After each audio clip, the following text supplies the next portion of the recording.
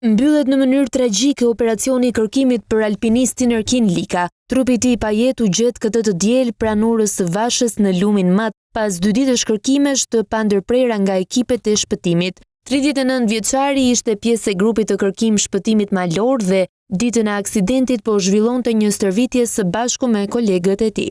Gjatë ngjitjes militar, ai u rrëzua nga një faqe shkëmbore dhe përfundoi në Humner për t'u marrë më pas nga rrjedha e lumit. Vështirësia e terrenit, thellësia e kanjonit dhe rrjedha e fortë e ujit e bën jashtëzakonisht të vështirë lokalizimin e tij, duke detyruar ekipet të vijonin kërkimet pandërprerje për 2 ditë.